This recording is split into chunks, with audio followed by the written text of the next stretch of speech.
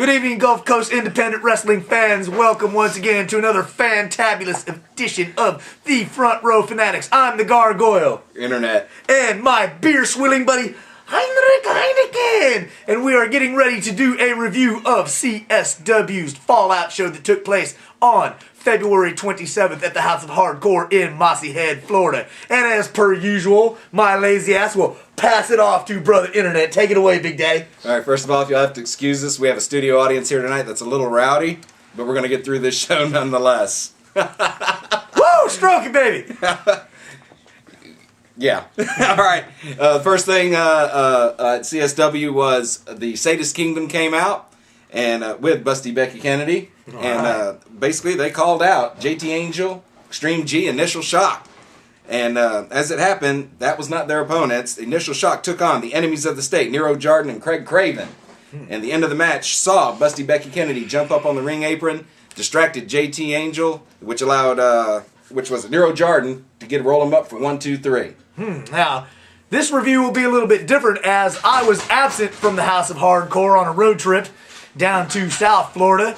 And but I was staying in contact with Mr. Internet via the cell phone, catching the blow-by-blow action of this Culture Shock Wrestling event in the House of Hardcore.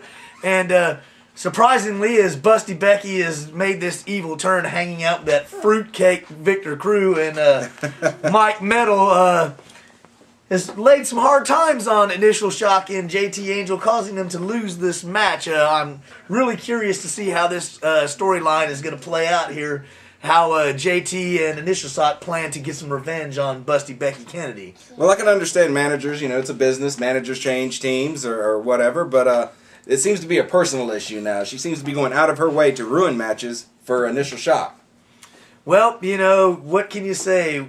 Women, you can't live with them. You can't live without them. Bury him in the backyard. That's right. Unless you have a backhoe and you can dig a deep hole. So, I mean... He said backhoe. Yeah, backhoe. Back it up, ho.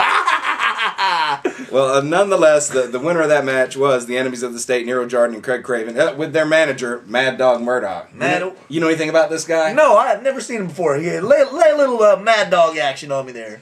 How would you describe him? Gay biker. That's about it. Straight from the Los Putos Motorcycle Club. I don't know. What about the fruity matching Halloween pumpkin shirts those boys were wearing, man? What's up with that? I don't know. I guess they're state issue. Oh, state issue. Well, anyway, moving right along, our next match was Robin Golphin against Chase Evans. Now, as we've been talking about Robin Golphin for some time in several different promotions. He's making big waves here on the Gulf Coast. Taking on, I've never seen Chase Evans before, but as you can imagine, this match was a very fast-paced match. A lot of high-flying, cruiserweight action. But about halfway through the match, they slowed it down and had a real technical mat wrestling match, which was kind of impressive to me. And Robin Golphin got the win with the rolling cutter. Okay, well, as you said earlier, Robin Golphin has been making strides in various promotions, CSW, Ultimate Wrestling, and made his debut at New Heights Battle of the Gulf Coast.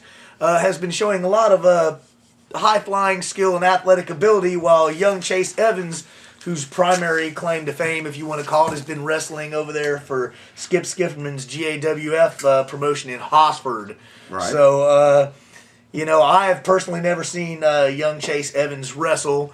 So, I do know he has been part of the tag team champions over there in GAWF. So, I imagine it could have been quite an entertaining match. Hopefully, he'll be on the card at the next show that I'll be able to be present at and see what this young man has to offer. Well, I especially like this match because, like I said, it started out very fast-paced, excellent cruiserweight action, but then they slowed it down, got technical, mat wrestling, down and dirty, and it was a very good match. How are we doing on time?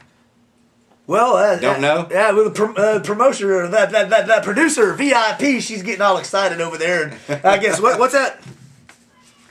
Heinrich says it's time to take some beer, man. So as he's getting a drink, yeah, we see somebody else going down on something over there too. So with that being said, let's take 5. And be sure to stay tuned. We're going to come back with a special guest.